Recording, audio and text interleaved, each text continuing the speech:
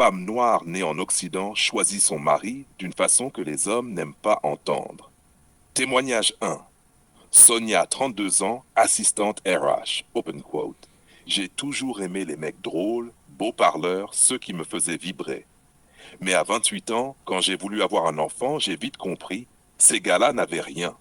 Pas d'appart, pas de plan, juste du charme. Alors j'ai choisi mon mari. Il n'était pas mon style, pas hyper fun, mais il avait une vision. Aujourd'hui, il m'a donné 2 enfants et une maison. Je n'ai plus les papillons, mais j'ai la sécurité. Et c'est ça qui compte. Close quote. Décryptage, voilà la dure réalité. Elle ne t'épouse pas pour ce que tu es aujourd'hui, mais pour la sécurité que tu représentes demain. Beaucoup d'hommes confondent être séduisant et être épousable. Témoignage 2. Nadia, 27 ans, infirmière. Open quote. J'étais avec un mec du quartier, super charismatique. Tout le monde le respectait. Mais il sortait trop, il avait toujours des problèmes, jamais d'économie. Le jour où j'ai imaginé être enceinte de lui, j'ai paniqué. Comment il va payer? Comment on va vivre? J'ai coupé. 2 ans après, j'ai épousé un mec calme, ingénieur, pas du tout gangsta. Mes copines disent qu'il est chiant, mais moi j'ai la paix. Close quote, décryptage. La paix, l'excitation. Les hommes instables sont bons pour les soirées, pas pour les berceaux. Témoignage 3. Awa, 35 ans, avocate. Open quote. Je gagne bien ma vie, mais je ne veux pas d'un homme qui gagne moins que moi. Pourquoi? Parce que je sais que tôt ou tard, il va se sentir inférieur et ça va tuer notre couple. Mon mari gagne plus, il me guide, il décide. Je peux être féminine et le suivre. C'est ce que j'attendais. Close quote. Décryptage.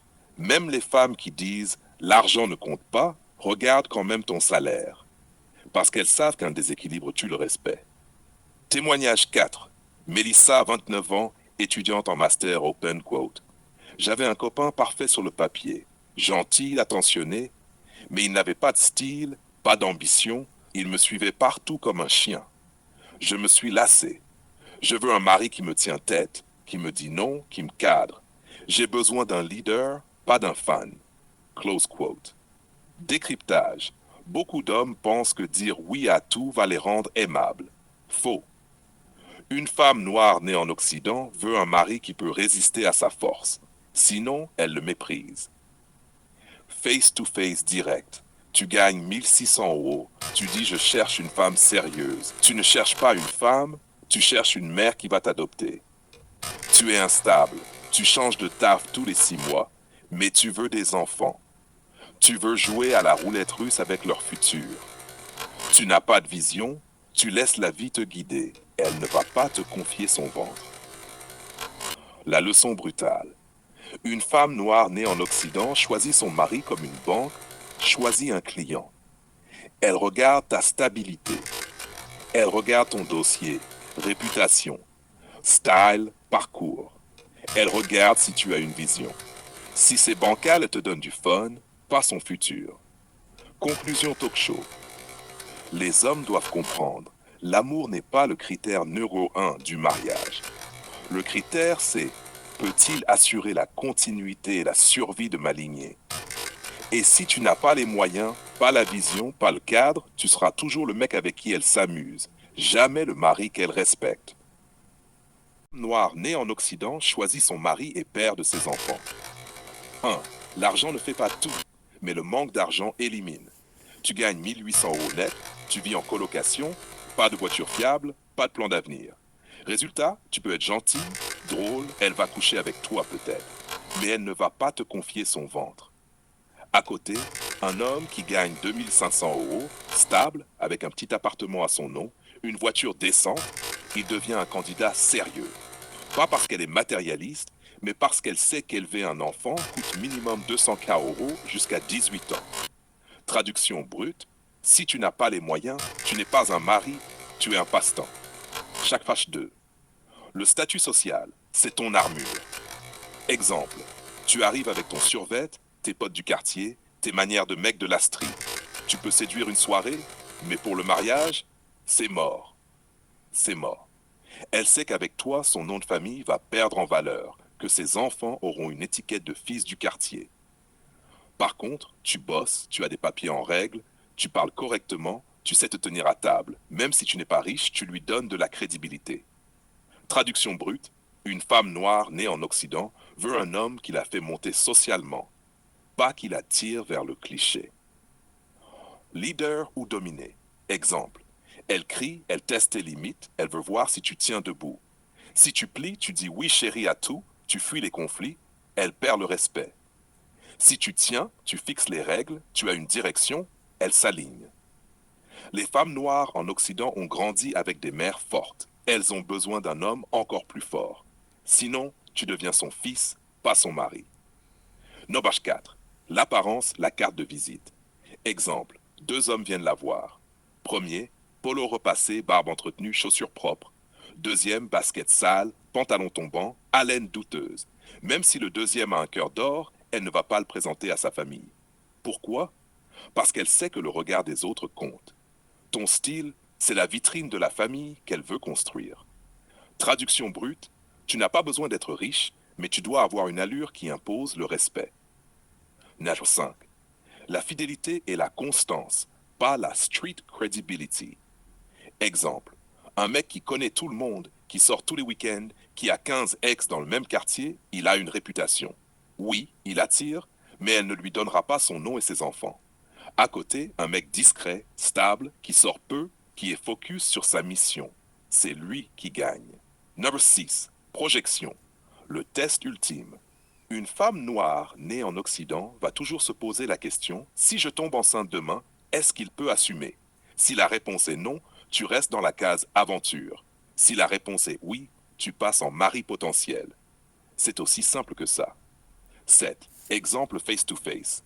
Imagine un banquier de 35 ans, pas très fun, pas danseur, mais stable, sérieux, gagne bien sa vie.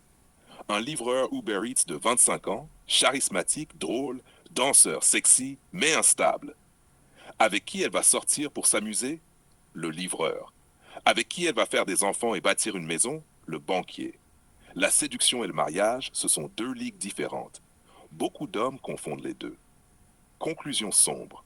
Une femme noire née en Occident choisit son mari sur 3 filtres principaux. 1. Est-ce qu'il peut assurer la survie et la stabilité? 2. Est-ce qu'il peut protéger et guider? Est-ce que je peux être fier de lui en société? Tout le reste, charme, humour, vibe, c'est secondaire, ça fait partie de l'aventure, pas du choix final. Devient le choix final. 1. Jouer la ligue supérieure. Beaucoup d'hommes tombent dans le piège de séduire, mais séduire court terme. Un mari, c'est celui qui impose sa ligue. Si tous ses ex sont des mecs de quartier, tu deviens le gars stable qui change la donne. Si tous ses ex sont des gars instables, tu deviens le mur sur lequel elle peut s'appuyer. Astuce, tu dois avoir une aura qui dit « Je ne suis pas ton égal, je suis ton upgrade ». Construire ton dossier social. Les femmes noires nées en Occident pensent comme une banque. Dossier solide et avoir feu vert.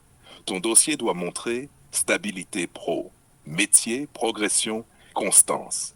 Style maîtrisé, vêtements propres, allure crédible. Réseau solide, des amis et connaissances respectées. Réputation clean, pas de rumeurs de dette, d'infidélité ou de violence. Astuce, chaque sortie publique est une vitrine.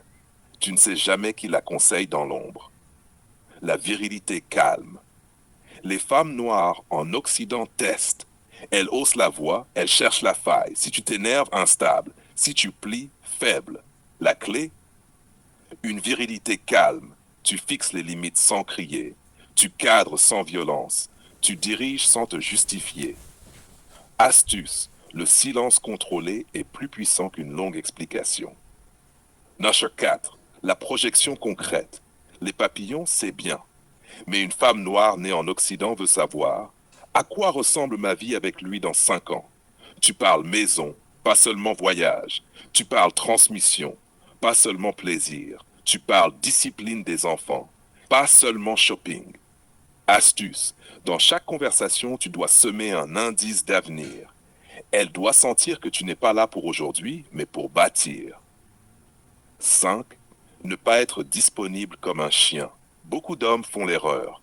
Toujours là, toujours disponible, toujours à courir derrière. Résultat, elle perd le respect. Astuce, tu dois montrer que tu as une mission plus grande qu'elle.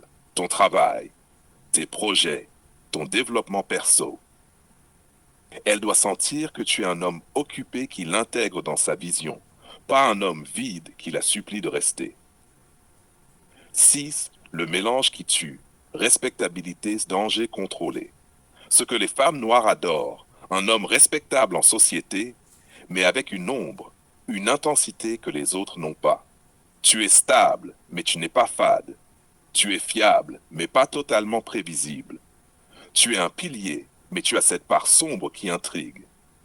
Astuce, être carré dans ta vie, mais garder un côté imprévisible, mystérieux.